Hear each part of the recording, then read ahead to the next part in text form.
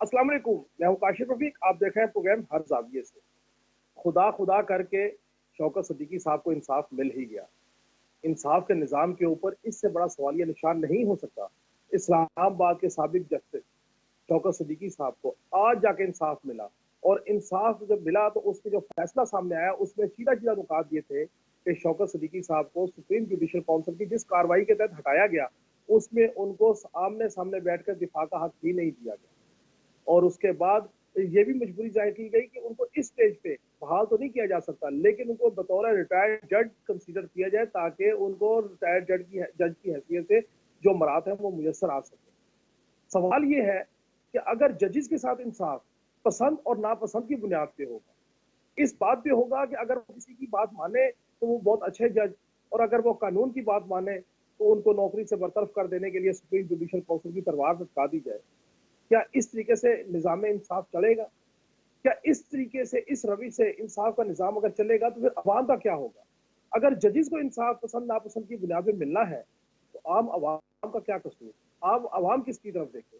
मैं ये समझता हूँ कि ये बहुत बड़ा सवालिया निशान है। आज उस सुप्रीम जुडिशल काउंसिल की कार्रवाई को कलअदम करार दिया गया, गैर कानूनी करार दिया गया, जिसके तहत शौकत सिद्दीकी साहब का कैरियर खत्म करवाया गया। उनके उनके खानदान ने जो सोबतें बर्दाश्त की, जो तकलीफ बर्दाश्त की, जो मीडिया ट्रायल बर्दाश्त किया, उसकी भरवाई कैसे हो पाएगी? ये सोचना चाहिए हमारे अदलिया के निज़ाम चलाने वालों को। मैं तवातुर से ये बात कहता हूँ कि जज सिविल कोर्ट के हों या सुप्रीम कोर्ट के हों, उन तमाम जजेस को फैसले करने से पहले सोचना चाहिए कि उन्होंने जो फैसले करने हैं, एक तो वो कानून में नज़ीर होंगे, और दूसरा उन फैसलों का जवाब उन्हें किसी और अदालत में भी देना पड़ेगा। इस हवाले से भी आज अपने पैनलिस्ट से गुफ्तगू करेंगे और उनका व्यू पॉइंट लेंगे और आपके सामने रखेंगे। दूसरी जानब बानी तहरीक इंसाफ के ऊपर लात मुकदमात हैं, लेकिन अजीब मामला ये है कि उन्हें ट्रायल कोर्ट में पेश नहीं किया जाता। ट्रायल कोर्ट में पेश करने की बात तो छोड़िए, उनको वीडियो लिंक के जरिए ही पेश नहीं किया जाता। ये बात मैं नहीं कह रहा, बानी तहरीक इंसाफ के वकील नईम पंजोता साहब कह रहे हैं, और आज उनके प्रोटेक्शन ऑर्डर बानी तहरीक इंसाफ और शाह महमूद के हुए हैं कि 20 अप्रैल को उनको पेश किया जा सके। उन्होंने ये भी कहा कि जेल का नेट तो वैसे चल रहा है, लेकिन बानी तहरीक इंसाफ की पेशी के टाइम पे वो नेट शायद बंद हो जाता है या खराब हो जाता है या काम नहीं करता। हत्ता कि इंटरनेट के जरिए ये फैसिलिटी मौजूद है कि किसी भी कैदी की आप हाजिरी भी लगवा सकते हैं और उसका ट्रायल भी कर सकते हैं, लेकिन क्यों नहीं हो पा रहा, इसके ऊपर भी अपने माहिरीन की राय लेंगे और आपके सामने रखेंगे। अली अमीन गंडापुर साहब से किसी ने पूछा कि आप वजीर आजम साहब से बात क्यों नहीं करते, तो कहते हैं वो तो खुद फॉर्म 47 वाले हैं, मैं उनसे क्या बात करूं। अब अगर आपने वजीर आजम से बात नहीं करनी तो फिर मुलाकात क्यों, और मुलाकात कर रहे हैं तो फिर अवाम की बात कीजिए। अवाम ने मैंडेट दिया आपको, यहाँ पे किसी की जाती पसंद नापसंद ना कोई चीज नहीं, अवाम का भला करना है, अवाम के लिए आसानियां पैदा करनी है, उसके लिए आपको बहरहाल जो है एक हारमोनी क्रिएट करनी पड़ेगी। लेकिन फैसल करीम कुंडी कहते हैं कि अली अमीन गंडापुर साहब जब मिलने जाते हैं शहबाज शरीफ साहब से, वज़ीर आज़म साहब से, तो उस वक्त तो तरले मिनते करते हैं और बाहर आके बढ़के मारते हैं। क्या ये वाकई दुरुस्त है? पीआईए की निष्कारी भी हो रही है, कमेटियां बना दी गई हैं, वज़ीर आज़म की जानिब से सरमायाकारी लाने के लिए कमेटी लता बनाई गई है, लेजिस्लेशन के हवाले से भी कमेटियां बनाई गई हैं कि जो लेजिस्लेशन को देखेगी और फाल करेगी, क्रिमिनल जो लॉ है उनमें भी शायद तब्दीली आए। इन तमाम मौजूआत के ऊपर आज के जो गुफ्तगू है वो करेंगे और अपने पैनलिस्ट की राय आपके सामने रखेंगे। नाज़रीन, गुफ्तगू का बाकायदा आगाज करेंगे एक ब्रेक के बाद। हमारे साथ रहिए।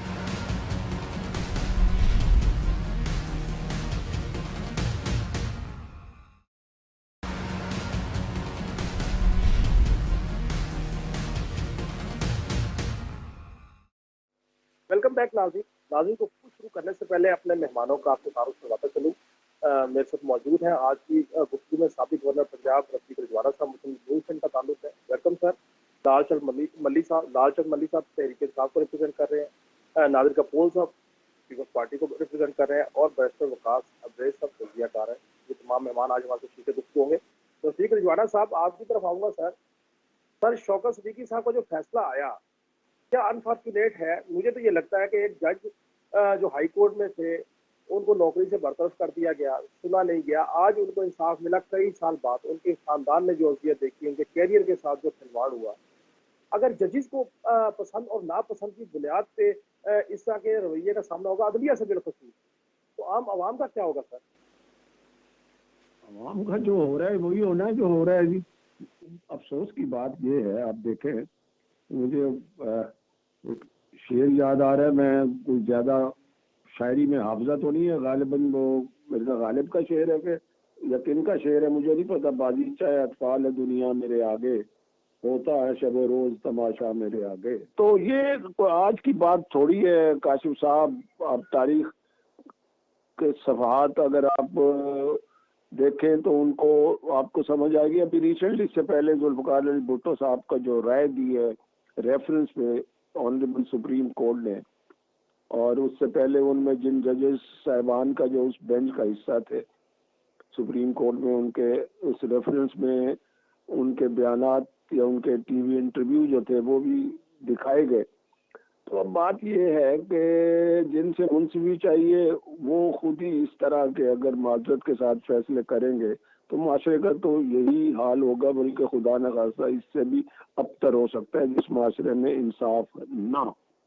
شوکت علی صدیقی صاحب کے کیس کے حوالے سے آپ یہ دیکھیں کہ اب جو فیصلہ آیا ہے، چلو جی وہ باعزت ان کو کہہ دیا کہ وہ he will be considered as a retired جج آف دی ہائی کورٹ. ٹھیک ہے، ہمارا بھی اس پیشے سے تعلق ہے 45 سال سے.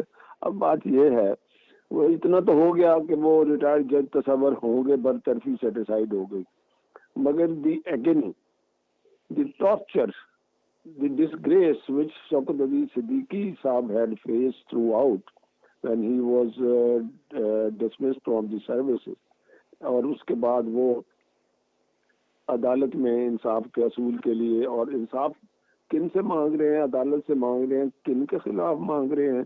سپریم جوڈیشل کونسل کے خلاف. کون بیٹھتے ہیں سپریم جوڈیشل کونسل میں؟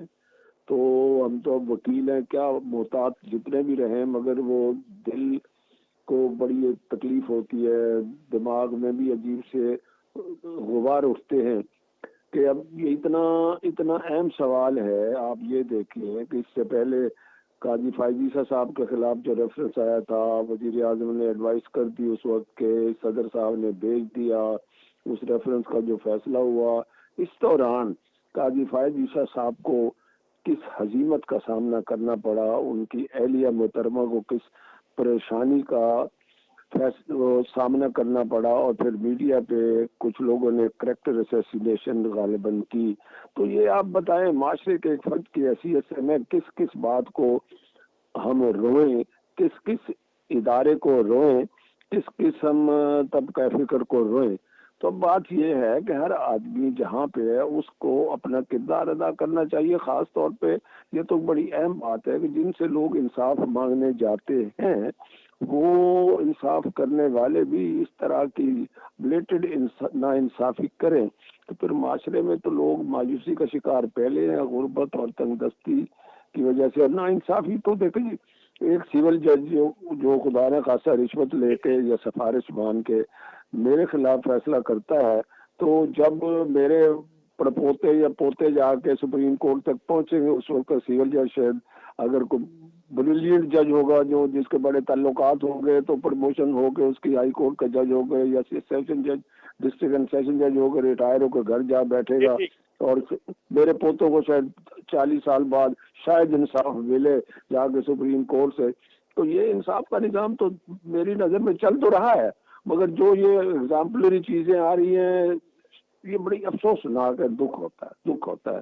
ہم نے بھی اپنی زندگی اسی پیشے کو دیے تو افسوسناک ہے. اس میں کیا گفتگو کریں، کیا بحث کریں، اتنے ہیوی ہارٹ سے کیا بحث کریں. جی بیرسٹر وقاص ابریز صاحب، سر شوکت صدیقی صاحب کو آج انہوں نے چلے ریٹائر تو کر دیا، یہی ان کے لیے ریلیف ہوگا کہ ان کو مراد مل جائیں گی، لیکن جو ان کے خاندان کے اوپر بیتی، جو ان کے کیریئر کے ساتھ ہوا، اس کی بھرپائی کون کرے گا؟ دیکھیں کاشف بھائی، جو پرنسپل آف نیچرل جسٹس ہے اوڈی الٹرم باٹم that no one should be condemned unheard. کسی کو سنے بغیر یا فیئر اپرچونٹی دیے بغیر اس کے خلاف نہ کوئی کاروائی کی جائے، نہ ہی کوئی فیصلہ صادر کیا جائے.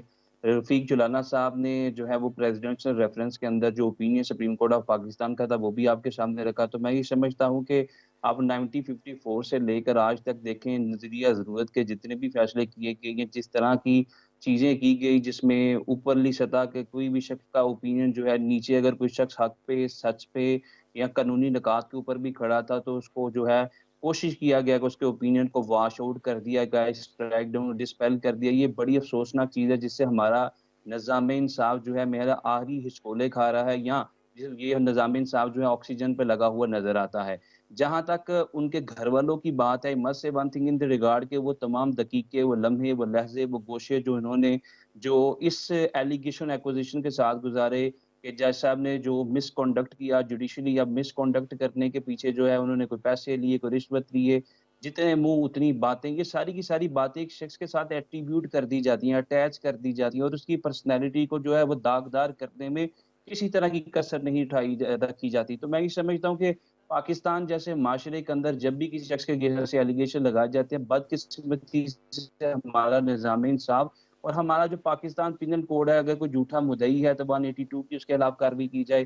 جو ہمارے جوڈیشل مجسٹریٹ ہیں وہ 250 کا استغاثہ جو ہے کرتے ہوئے، ڈیسائیڈ کرتے ہوئے چیزیں اس کو جرمانہ کرے۔ یہ وہ کاغذ کے پھول ہے جن سے آج تک کبھی خوشبو نہیں آئی، اور اس سے کبھی بھی فلیولس، فٹیشیس، کنکاکٹڈ اور لٹیگیشن کو مینیمائز کرنے میں کبھی بھی ہیلپ آؤٹ یا کوئی فروٹفل رزلٹ یا آؤٹ کم ڈرائیو نہیں کیا گیا۔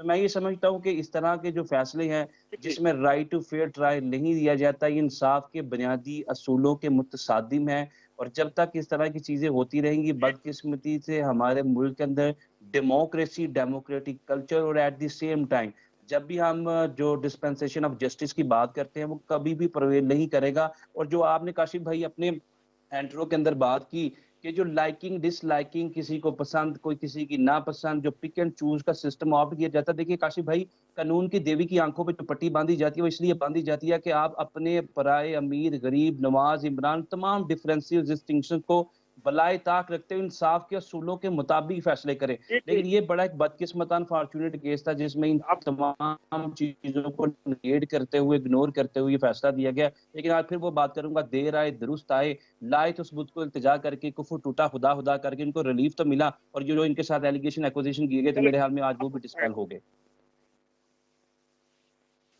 جی آپ کا پوائنٹ آ گیا لال چند ملی صاحب۔ سر یہاں پہ تو ججز کو انصاف فیس دیکھ کے ملتا ہے، پسند ناپسند کی بنیاد پہ ملتا ہے۔ جو شوکت صدیقی صاحب کا فیصلہ آیا، اس یہ تو واضح سوالیہ نشان اٹھ گیا اس وقت کے جتنے بھی فیصلے ہوئے، جو چیزیں ہوئی۔ سر کیا کہیے گا، عوام کو کیا بنے گا، عوام کو انصاف کیسے ملے گا؟ ہمارے دوسرے ادارے ہیں تو اس طرح عدلیہ کی تاریخ بھی جو ہے کئی بلنڈر سے بھری پڑی ہے، یہ کوئی نئی بات نہیں ہے۔ لیکن آج جو آپ نے اپنے انٹرو میں بھی کہا کہ جسٹس صدیقی کو انصاف ملا، تو میں حیران ہوں کہ ان کو انصاف کیا ملا ہے۔ ان کو انصاف یہ ملا ہے کہ ان کو پینشن مل جائے گی، ان کو ریٹائر تصور کیا جائے گا، یا اس کو جو برات مل جائے گی، یا کیا ان کو انصاف ملا ہے؟ دیکھیں وہ ایک ریسپیکٹیبل جج تھے اسلام آباد ہائی کورٹ کے، تو ان پہ جو کاروائی شروع ہوئی تھی تو انہوں نے راول پنڈی بار میں کھڑے ہو کے ایک دوسرے ادارے پر الزامات لگائے تھے، جو نہ کبھی صحیح ثابت ہوئے نہ غلط ثابت ہوئے، لیکن الزامات انہوں نے لگائے تھے۔ تو سوال اس وقت یہ بھی تھا کہ کیا ایک جج، جو ایک ہائی کورٹ کا جج ہو، یہ اس کو سوٹ کرتا ہے کہ وہ پبلک میں جا کر اس طرح کی باتیں کرے، یا وہ اپنے سینئرز کو بتائے اور اس میں ایک قانونی ایک رستہ اختیار کرے؟ چلے سپریم کورٹ نے اپنی دانست میں یہ مان لیا ہے کہ جو کچھ ہوا ان کے ساتھ تو غلط ہوا، لیکن جو ان کا الزامات لگائے تھے وہ الزامات بہت سیریس تھے۔ وہ الزامات ثابت ہونا یا غلط ثابت ہونا بہت ضروری تھا۔ وہ اس قوم کے لیے جسٹس صدیقی کو انصاف دینا، ایک انڈیویجول کو انصاف دینا ہے، یا تو 26 کروڑ عوام روزانہ انصاف کے لیے ترستے ہیں، ان عدالتوں کی طرف دیکھتے ہیں، 50 ہزاروں کیسز سپریم کورٹ میں جو ہے وہ التوا میں پڑے ہوئے ہیں، وہ سامنے نہیں آتے۔ ہم پتہ نہیں کہاں سے پرانے کیسز لے کے آتے ہیں، لانا بھی چاہیے، میں یہ نہیں کہتا نہیں لانا چاہیے۔ شہید ذوالفقار علی بھٹو کا کیس آیا، میرا یہ موقف رہا ہے شہید ذوالفقار علی بھٹو کے کیس میں کہ شہید ذوالفقار علی بھٹو کو پاکستان کی عوام نے اور ہماری تاریخ نے بے گناہ ثابت کر دیا تھا، اور ان کو ان کورٹوں کی بالکل ہی ضرورت نہیں تھی کہ وہاں سے جا کے کوئی سرٹیفکیٹ لیا جائے۔ تو اس طرح کے جو فیصلے آتے ہیں وہ یہ آدھا تیسر آدھا بٹے رہی ہے۔ آپ کو انصاف کرنا ہے تو پورا کریں، یا آپ نہ کریں۔ اگر انصاف اس میں ہونا تھا تو یہ ہونا تھا کہ جسٹس صدیقی کو جو بات اس نے کہی تھی وہ اس کو اگر کورٹ سمجھتی ہے کہ उसने जो बात कही थी सही है, तो उसकी इंक्वायरी अभी भी की जा सकती थी। अगर वो समझती है गलत है, तो उनसे वो सजा जारी रह सकती थी। तो मैं नहीं समझता ये किसी भी सूरत जी में ये ठीक। जो फैसला आया है ये मुकम्मल है। इसको मुकम्मल होना चाहिए था। जी और इस तरह फैसले, क्योंकि आप जी थोड़ा ही माजी में जाएं तो जस्टिस बदर अली नकवी का केस आया है, एक से एक से आप पेंशन उनकी मराद छीन रहे हैं, दूसरे को दे रहे हैं। और वो कह रहा है कि उनको जो उस इदारे की तरफ से तंग किया गया, वो इसलिए तंग किया गया था कि वो नवाज शरीफ के खिलाफ थे। तो यानी कि एक इम्प्रेशन ये जोड़ रहा है कि जस्टिस सिद्दीकी साहब जी जो थे नवाज शरीफ के बहुत करीब थे, इसलिए उन्हें फौरी तौर पर ये सहूलत मुयसर हो गई। सर, आपका पॉइंट आ गया। आपको पॉइंट आ गया नादिर कबूल साहब। सर सवाल ये है कि जो इनको इंसाफ की मैं बात करता हूँ, बार कम से कम ये तो साबित हुआ कि सुप्रीम जुडिशियल काउंसिल की कार्रवाई जो है वो गैर कानूनी थी, जिसके तहत उनका कैदियत खत्म किया गया।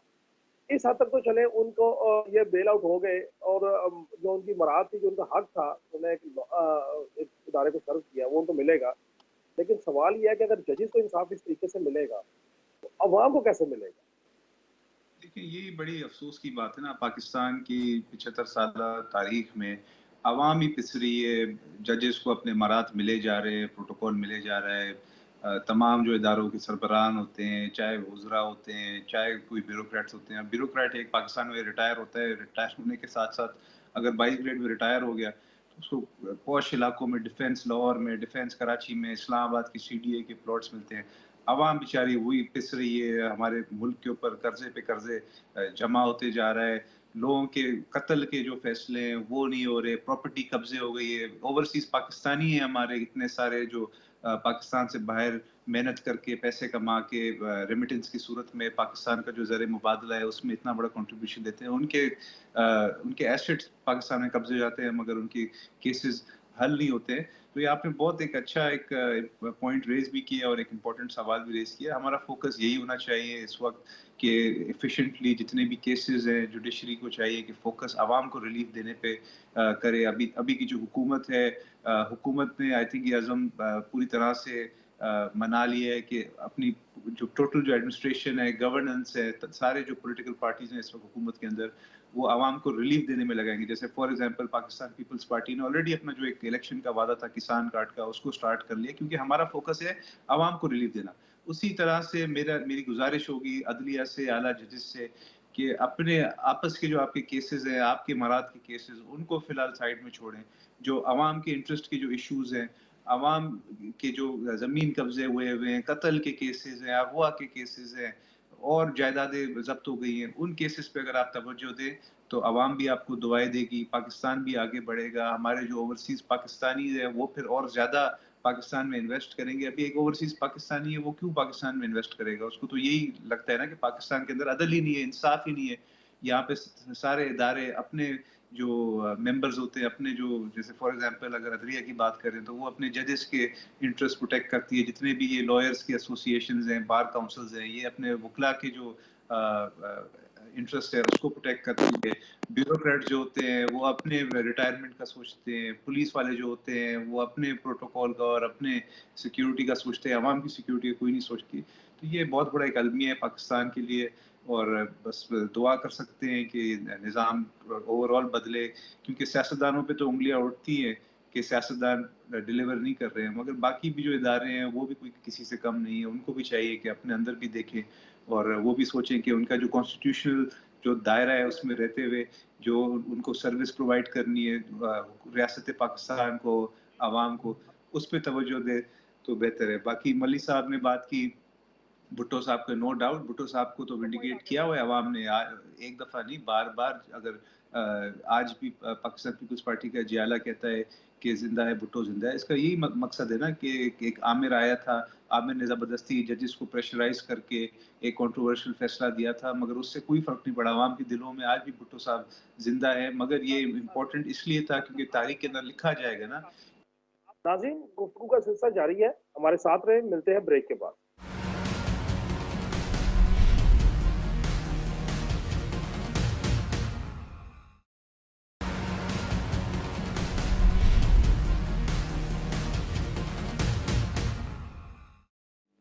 Welcome back Nazir. लालचंद मजी साहब, आपसे कुछ शुरू करना चाहूंगा सर कि बानी तहरीक इंसाफ के जो वकील हैं वो ये कहते हैं कि ना वीडियो लिंक के जरिए उनको पेश किया जाता है ट्रायल कोर्ट में, ना वैसे लाया जाता है। अब प्रोटेक्शन ऑर्डर उनके जारी किए गए हैं कि कोर्ट में पेश किया जाए और सुप्रीडेंट जेल जो है वो लैतो लाल से काम ले रहा है। सर क्यों कानून के या मुकदमात का निज़ाम आगे चल नहीं पा रहा और बानी तहरीक इंसाफ के मुकदमात को क्यों स्लो डाउन किया जा रहा है? कोई डेलिब्रेट मूव है या कोई और वजह है? काशिफ, देखिए, जब से इमरान खान साहब को गिरफ्तार कर लिया गया है तब से इंतजामिया की, इस हुकूमत की, इनके हैंडलर्स की एक कोशिश रही है कि चेयरमैन पाकिस्तान तहरीक इंसाफ इमरान खान साहब को हर सूरत में आवाम से इन कम्युनिकेट रखा जाए, किसी तरह आवाम से राब्ता उनका ना हो। जो लोग मुलाकात के लिए जाते हैं उनसे उनसे उनसे भी उनकी मुलाकात ना हो। आप देखें, जो उनके वकला हैं उनको रोक लिया जाता है, जो उनकी फैमिली, शाह महमूद कुरैशी की फैमिली और इमरान खान की फैमिली जाती है तो उनको रोक लिया जाता है। और बुशरा बीबी अगर वो मुलाकात के लिए जाती थी तो अल्टीमेटली उनको भी गिरफ्तार कर लिया गया। इन सब चीज़ों का, और ख़ास तौर पर अभी आपने देखा कि जैसे ये इलेक्शन हुए हैं तो ये हुकूमत मुकम्मल तौर पर नाकाम हो गई है। उनके हैंडलर नाकाम हो गए हैं। जो उनकी ख्वाहिश थी कि पाकिस्तान तहरीक इंसाफ को इंतखाबात से बाहर रखा जाएगा, उनको जीतने नहीं दिया जाएगा, लेकिन अवाम जो है वो इमरान खान के साथ खड़े हो गए। उसके साथ उनको ज्यादा बौखलाहट हुई है। और आप देखेंगे उसके बाद ये जो एक ड्रामा रचाया गया कि अडयाला जेल के करीब से दहशतगर्द गिरफ्तार हुए हैं और उसके बाद उन्होंने फौरी तौर पर दूसरी मजीद जो है सख्तियां कर ली। एक वर्ड है डिजिटलाइजेशन। दुनिया अब डिजिटलाइजेशन की तरफ बढ़ रही है, लेकिन हमारी हुकूमत और हमारे जो इदारे हैं उनको डिजिटलाइजेशन से नफरत है। पंजाब में आप देखें, आज मौजूद जज साहिबान ने ये कमेंट्स, अपने रिमार्क्स दिए हैं कि एक तरफ तो अदालतों में और जेलों में आप एक सिस्टम वीडियो लिंक का नाफिज कर रहे हो, और जब इमरान खान की बात आती है तो आप कहते हैं कि ये इलीगल है या ये जेल मैनुअल में इसकी सहूलत का कोई जिक्र नहीं है। तो ओवरऑल ये डिजिटलाइजेशन नहीं चाहते, ये चाहते हैं कि इमरान खान को जो अहम फैसले होने होते हैं, आपने देखा अभी जैसे सेनेट के इलेक्शन आए, जैसे इंतखाबात के बाद अपोजिशन लीडर, चीफ मिनिस्टर, इनके सारे फैसले आए। ये हर सूरत में चाहते हैं कि इमरान खान इन फैसलों का हिस्सा ना हो और पाकिस्तान तहरीक इंसाफ की जो लीडरशिप है उनको जो है वो एरे में रखा जाए, उनको जो है वो किसी भी तरह से एक यूनिफाइड वो फैसला ना कर सके। ये इस हुकूमत की कोशिश रही है, इसी वजह से वो सख्तियां करते रहे हैं। और यही वजह है कि ना उनको मुलाकातें करने दी जाती है, ना उनकी पेशियां होती हैं जो कानूनी तौर पर जरूरी है कि उनको पेश कर दिया जाए।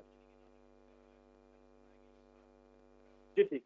रफीक रजवाना साहब, अगर अगर किसी मुल्जिम को पेश नहीं किया जाएगा तो ये तो एक ट्रायल कोर्ट में हर्डल डालने के या उसको लिंगर ऑन करने के जुमरे में आएगा सर। चूंकि आप माहिर कानून भी हैं, इस पे कमेंट कीजिएगा सर कि क्यों डिले किया जा रहा है।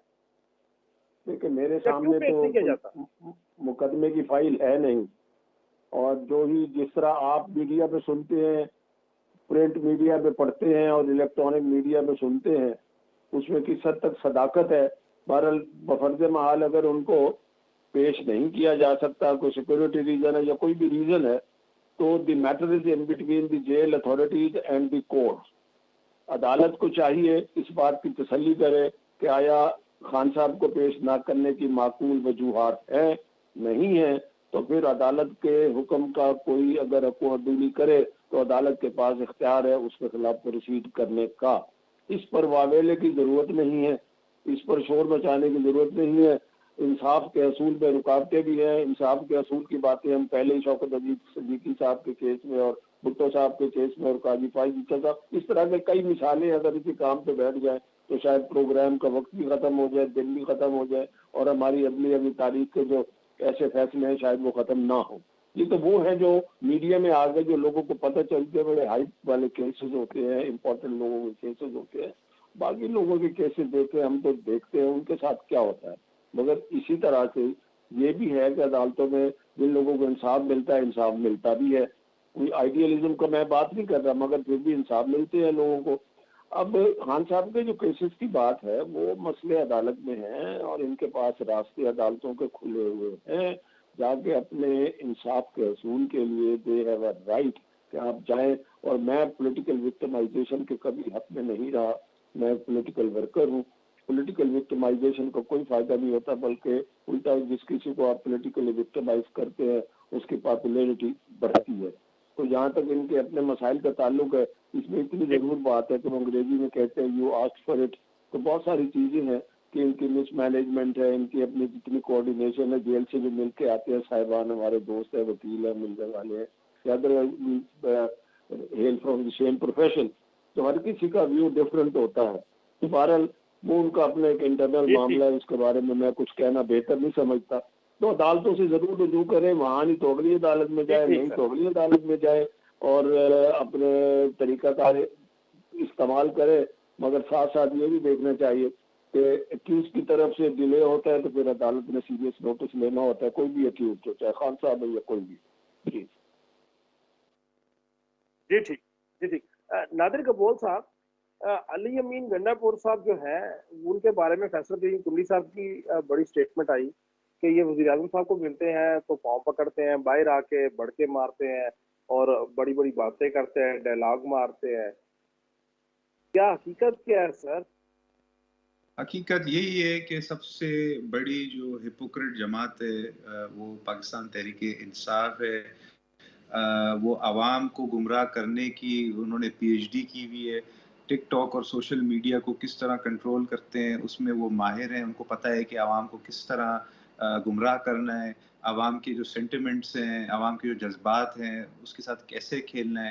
مگر اصل بات یہی ہے کہ جب وہ پی ایم صاحب سے بھی ملتے ہیں یا دیگر ادارے کے لوگوں سے ملتے ہیں تو بالکل ہی بھیگی ہوئی بلی بن جاتے ہیں، معافیا مانگتے ہیں، کہتے ہیں مہربانی کریں، سی ایم میں بن گیا ہوں، مجھے رہنے دے سی ایم 5 سال کے لیے.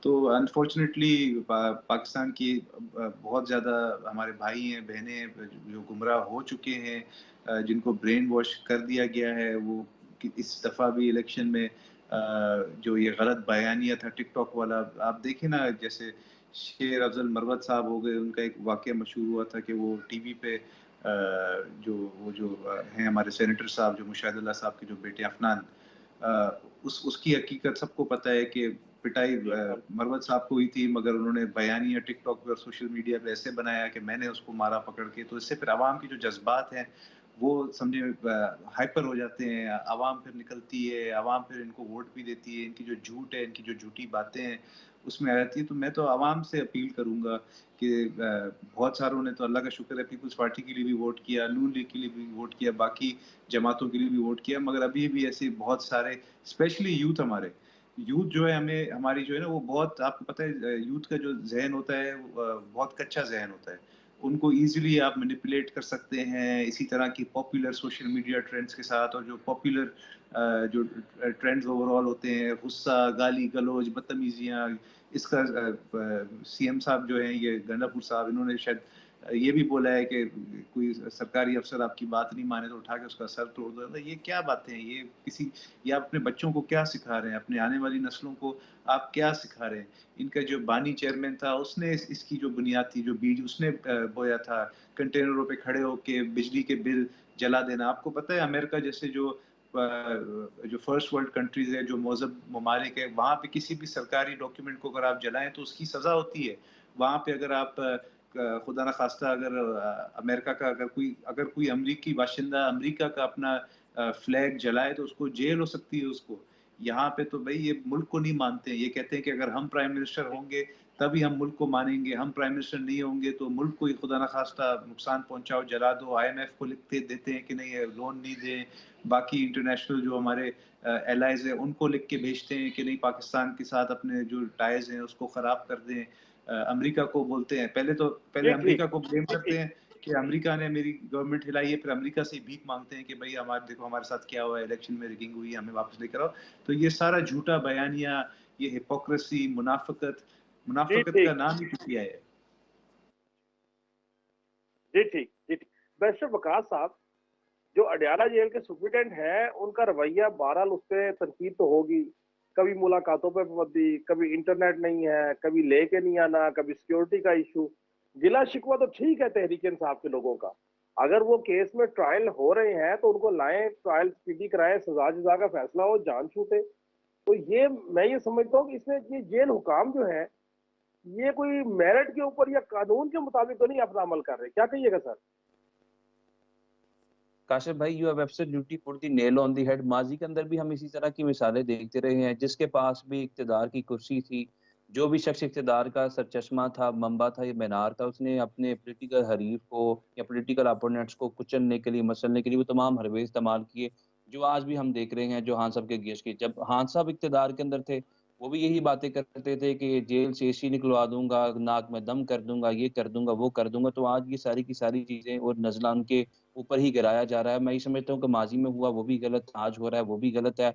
हम जिसके खिलाफ भी मूव करते हैं पॉलिटिकली, तो मैं ये समझता हूँ कि पॉलिटिकली फुटिंग के साथ साथ हम ये सबसे जो बुनियादी चीज़ उसको रवा रखना चाहिए, वो हमारी लीगल फुटिंग है, वो हमारा आइन है, वो हमारा कानून है, वो लॉ ऑफ द लैंड है। बट अनफॉर्चुनेटली तमाम की तमाम चीज़ें मसल दी जाती हैं, कुचल दी जाती है। अगर एक शख्स जो है, अगर उसके खिलाफ कोई भी एलिगेशन, एक्विजिशन, इंडैक्टमेंट हो चुकी है, तो उस शख्स को जो प्रॉपर उसका फोरम है उसके ऊपर पेश किया जाए।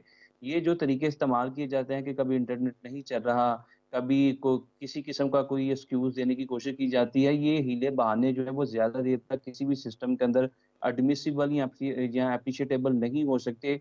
दुनिया चांद पे कदम रंजा हो चुकी है, पहाड़ों के सीने चीर के दूध की नहरें निकाल चुकी है, 21वीं सदी में दाखिल हो चुकी है, टेक्नोलॉजी का दौर है। अगर आज के दौर के अंदर कनेक्टेड, तो मैं ये समझता हूँ कि उनके जो वकला साहिबान हैं, जो उनके फैमिली मेंबर्स हैं, उनको मेल मुलाकातों को एट द सेम टाइम में डालता हूँ मैं, जहाँ पे भी इनको पेश करने की बारी है, तो एक रीजनेबल मेयर्स को ऑप्ट करके केयर और क्वेश्चन के साथ उनको प्रॉपर फोरम पे पेश करना, यही कानून की लॉजिक है, यही कानून की मंतक है, मंशा है। तो ये सारी की सारी जो आज चीजें की जा रही हैं, कल किसी के खिलाफ की जा रही थी, आज इनके खिलाफ की जा रही है। जिस दौर में भी ऐसा होता है, चाहे आज है चाहे कल है, ये गलत है। और एक जज साहब ने जो है इसके ऊपर आज ही जो जो इसकी प्रोसीडिंग थी, उसमें भी ये कहा गया कि इनके वकला को जो एटलीस्ट ई कोर्ट प्रोसेस या जो वीडियो लिंक के थ्रू इनकी मेल मुलाकातें करवाई जाएं, ताकि अपने क्लाइंट की भी बात सुनी जाए।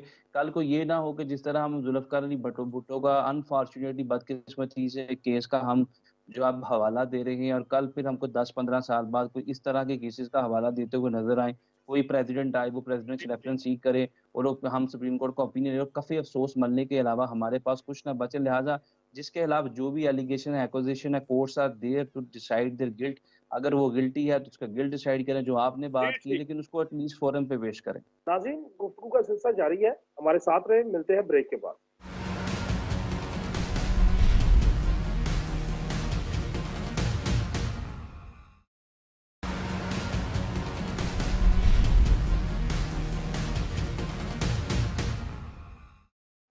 वेलकम बैक नाज़रीन।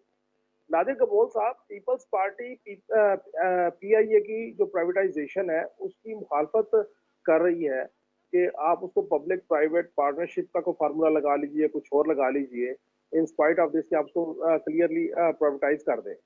लेकिन यहाँ तो हुकूमती कमेटियां बन गई हैं सर, पीआईए को प्राइवेटाइज करना है, एयरपोर्ट को आउटसोर्स करना है, इस तरह के तमाम जो जो नुकसान में जाने वाले इदारे हैं उनको प्राइवेटाइज करने जा रहे हैं। पीपल्स पार्टी का क्या स्टैंड होगा इस पे सर? पीपल्स पार्टी का स्टैंड डे वन से बहुत वाजे है। वो यही है कि हुकूमत का काम होता है, जो रियासत होती है वो उसका काम होता है रोजगार देना, ना कि रोजगार छीनना। हुकूमत जो होती है वो माँ होती है वक्त की, वो आवाम की माँ होती है। जिस तरह एक माँ अपने बच्चे को पालती है, उसी तरह हुकूमत का फर्ज है कि वो आवाम को पाले। हम ये नहीं कहते कि नुकसान पे नुकसान करते जाए, अरबों रुपए का नुकसान होते जाए, मुल्क खसारे में चले जाए, हमारे बजट डेफिसिट आ जाए। हम ये चाहते हैं कि पीआई जो वो एयरलाइन है जिसने एमिरेट्स एयरलाइन की बुनियाद रखी और वर्ल्ड में एक मानी हुई एयरलाइन थी, जो सर्विस के लिहाज से आप सर्विस इंप्रूव करें, आप जहाज की जो फ्लीट है उसको बढ़ाएं, जो करप्शन है, जो मिसमैनेजमेंट और इनएफिशिएंसीज है उसको दूर करें। जो पब्लिक प्राइवेट पार्टनरशिप की जो बात है, ये मॉडल असल में सिंध में बहुत कामयाब हुआ है। सिंध के बहुत सारे ऐसे प्रोजेक्ट्स हैं जो पब्लिक प्राइवेट पार्टनरशिप के तहत, जैसे फॉर एग्जांपल एनआईसीवीडी है, उसमें हमने पढ़े लिखे हमने मैनेजमेंट लाई है, जो उसके जो सरबराहान है वो पढ़े लिखे डॉक्टर्स हैं, और किस तरह उन्होंने एक state of the art NICVD जो फ्री में पूरे पाकिस्तान क्या दुनिया भर से हमारे पड़ोसी ममालिक से लोग आते हैं यहाँ पे फ्री हार्ट के जो उनके امراض ہے اس کا علاج کرنے کے لیے. تو پی آئی کو بھی آپ ایفیشینٹ بنا سکتے ہیں. پی آئی میں ایشو اصل میں یہ ہے کہ بار بار جو ایک دور چلا آتا رہے, کبھی آمریت آتی ہے, پھر کسی اور کی حکومت آ جاتی ہے, تو انیفیشنسیز بڑھ گئی ہے. پی آئی کے پاس ایسٹس اتنے ہیں, جیسے فار ایگزامپل روزویلٹ ہوٹل ہے نیو یارک میں. اب نیو یارک میں ایک ہوٹل ہونا آپ کے لیے ایک بہت بڑا ایک اثاثہ ہے. اس کو آپ فنکشنل کریں, اس کے سروسز امپروو کریں, وہاں سے آپ کو اتنا ریونیو جنریٹ ہوگا. پھر اور ممالک میں, لنڈن میں, پیرس میں آپ کے ایسٹس ہیں, اس کو یوٹیلائز کریں. اس کو پی آئی کے جو پائلٹس ہیں وہ دنیا میں مانے ہوئے پائلٹس ہیں, یہاں تک کہ قطر, ایمریٹس, بڑے بڑے جو ایئر لائنز ہیں یہ ہمارے پائلٹس کو ہائر کرنا چاہتی ہے. تو آپ کیوں ایسے ادارے کو ختم کرنا چاہتے ہیں؟ اس کو امپروو کریں. جو ماضی میں جو پی ٹی آئی کی حکومت تھی, سب سے بڑا نقصان اس نے پی ٹی آئی کو دیا. جو ہمارے غلام سرور خان منسٹر تھے, اس کی وجہ سے ہمارے روٹس کینسل ہو گئے. روٹس کو بحال کریں. یو ایس اے کے جو روٹ ہے اس کو بحال کریں. آپ کے اتنے سارے اوورسیز پاکستانی ہیں, وہ صرف پی آئی سے ٹریول کرنا چاہتے ہیں. اگر وہ کینیڈا سے, امریکہ سے, لنڈن سے پاکستان آنا چاہیں گے, پی آئی کو یوز کریں گے, تو ظاہر سی بات ہے پروفیٹیبل ہو جائے گا دوبارہ. اگر آپ ایئر بلو کھڑا کر سکتے ہیں, اور دوسرے ابھی کتنے پتہ نہیں ایئر لائن کھل گئے ہیں, وہ بھی تو پروفیٹیبل ہے نا. تو پی آئی کو بھی پروفیٹیبل کریں تاکہ روزگار برقرار رہے لوگوں کو. ٹھیک ہو گیا سر, ٹھیک ہو گیا سر. لال چند ملی صاحب, پی آئی اے کو پرائیویٹائز کرنے جا رہی ہے حکومت, کمیٹیاں بن گئی ہیں. سر آپ کے دور پہ بھی یہ کوشش تھی کہ ایسے اداروں کو پرائیویٹائز کیا جائے جو نقصان میں چل رہے ہیں, تو آپ اس کی حمایت کریں گے بطور اپوزیشن پارٹی؟ بالکل, پاکستان تحریک انصاف خود چاہتی تھی کہ وہ ادارے جو مسلسل نقصان میں چل رہے ہیں, جن کو ماضی میں یہ جو پی ڈی ایم میں بیٹھی ہوئی جماعتوں نے وہ ادارے تباہ کر دیے, چاہے اس میں اسٹیل مل ہو, چاہے اس میں پی آئی اے ہو, چاہے دوسرے ادارے ہوں. کیونکہ یہ بالکل صحیح فرما رہے ہیں کہ روزگار دینا چاہیے, لیکن وہ 26 کروڑ عوام کا بھی تو خیال رکھنا ہوتا ہے. تو انہوں نے جو کچھ کیا ہے ان اداروں کے ساتھ, وہ کسی سے ڈھکی چھپی بات نہیں ہے. اب جہاں تک پرائیویٹائزیشن کے حوالے سے جس طرح پیپلز پارٹی بڑھ کے مار رہی ہے, تو میں نہیں سمجھتا کہ ان کی کوئی ٹوٹل یہ موجودہ حکومت کی انلیجیٹمیٹ ہونے کے بعد, اور ان کے سارا دن جو یہ ہے جو آئی ایم ایف کے پیروں میں گڑ گڑا رہے ہیں اور لیٹے ہوئے ہیں, تو ان کے پاس اتنا بڑا کوئی لیوریج ہے جس سے یہ خود فیصلے کرنے میں آزاد ہوں گے. اگر ان میں تھوڑی سی بھی کوئی شرم, کوئی حیا, کوئی ایسی چیز ہو, تو یہ عام عوام کو پیٹرول کے پیسے نہ بڑھائیں, یہ الیکٹریسٹی کے بل نہ بڑھائیں, یہ گیس کے بل نہ بڑھائیں, عوام پہ بوجھ نہ ڈالیں, یہ ری اسٹرکچر کرے, ریفارمس لے آئے, ٹیکس ویکس بڑھائے, یہ اس طرح کی چیزیں کریں. لیکن یہ جو ہے نا بھڑکے مار کے کہ یہ ہو جائے گا تو ہم یہ کر لیں گے, وہ کر لیں گے, اس سے معاملات ٹھیک ہونے والے نہیں ہیں. یہ 26 کروڑ عوام کو آپ ایک دفعہ پھر جو آپ نے تیاری کر لی ہے کہ جس مہنگائی کے طوفان میں کھیلنے والے ہیں, اس پہ ذرا اسٹینڈ لیں. ہم پیپلز پارٹی سے بھی امید رکھتے ہیں کہ اس پہ اسٹینڈ لیں. ہر وہ شخص جو چاہتا ہے پاکستان ترقی کرے, پاکستان کی عوام کے ساتھ کھڑا ہونا چاہتا ہے, تو وہ کہے کہ بجلی کے بل نہیں بڑھنے چاہیے, عوام نہیں دے سکتی, گیس کے بل نہیں بڑھنے چاہیے, عوام نہیں دے سکتی. یہ جو صرف پی آئی اے کو پہ جو لگے ہوئے ان کے روزگار کی فکر ہے, باقی عوام کی فکر نہیں ہے. جی ٹھیک. رضوانہ صاحب, سر پی آئی اے کو پرائیویٹائز کرنے جا رہی ہے حکومت, اور باقی جو بھی ادارے نقصان میں چل رہے ہیں ان کو پرائیویٹائز کرنے جا رہے ہیں, سر آپ سمجھتے ہیں کہ یہی واحد حل ہے؟ دیکھیں جی, حل تو کئی ہو سکتے ہیں, مگر اب تک جو تجربے ہوئے ہیں اس میں کوئی حل نہیں نکلا. اربوں روپے ہر سال کا جو ہے نا بیل آؤٹ پیکج دیا جاتا ہے, اور مختلف آراء ہے نا جی. ہمارے ملک میں یہ رواج ہے کہ ہم سیاسی لوگ جو ہے نا انفارچونیٹلی ایک آنکھ سے دیکھتے ہیں, اپنی پارٹی کی آنکھ سے سوچتے ہیں, اپنی پارٹی کے دماغ سے, اپنی پارٹی کی آنکھ سے دیکھتے ہیں, پارٹی کے دماغ سے سوچتے ہیں, پارٹی لائن کو فالو کرتے ہیں, چاہے وہ کھڈے میں گیر دے پارٹی, چاہے وہ اندھیرے کی طرف لے جائے, اس کی جو ہے نا اس سے علیحدہ اختلاف رائے نہیں رکھنا.